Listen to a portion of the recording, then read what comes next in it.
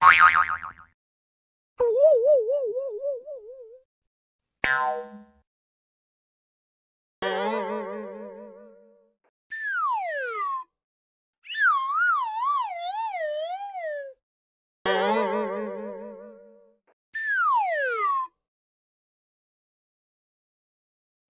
साहब नमस्कार। नमस्कार नमस्कार।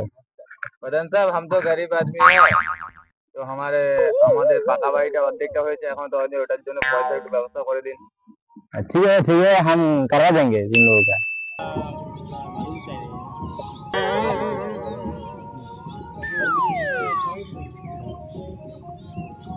तो बुढ़ा कहाँ से गए? ओ भाई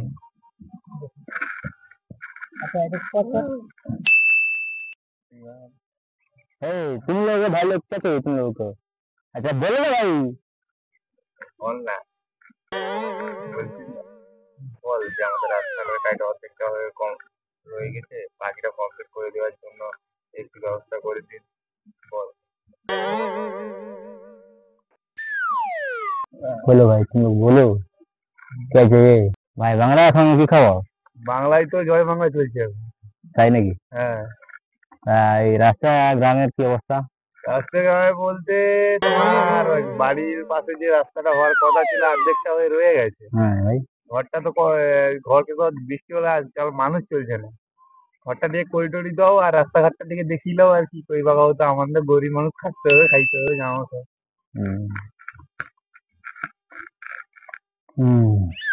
তোমার কি খবর? তুমি ঘরে তো ইন্দিরা আবাস পাচ্ছ না? হ্যাঁ, আমার ইন্ডাস্ট্রিয়াল বাস পাইছি, অর্ধেকটা ঘর হয়ে রয়ে গেছে, আর বাকিটা পয়সা এখনো ঢুকেনি। ওই পয়সাটা ঢুকার একটু প্রধান ব্যবস্থা করে দিন। ঠিক আছে সামনের সপ্তাহে দিয়ে। আর আর কারো কোনো সমস্যা আছে? আর সমস্যা বলতে একটু জলের দিক দিয়ে একটু ব্যবস্থা করতে হবে, না তো সেই 10 মাইল হেঁটে জল আনতে যেতে হয় আমাদের প্রকৃতিকে, তাদের অসুবিধা হয়, একটু জলের দিক দিয়ে ভালো হবে। বাবু ভাতা করাই দিতেছে বয়স 60। হ্যাঁ, আছে কটা? দুটা। দুটা? কত বয়স?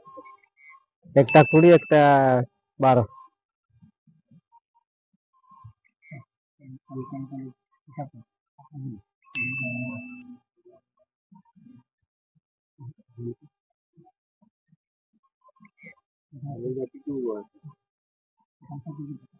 তাহলে তো আপনি ভাতা পাবেন না। সেটা সেটা তোমার বয়স তো ভর্তি দেবে, তোমার দুটো ছেলে মধ্যে একটা ছেলে তোমার বয়স নিয়ে নিয়েছে, আর একটা ভাড়া নিয়ে নিয়েছে, সেই জন্য তোমার এখন বয়স ভর্তি।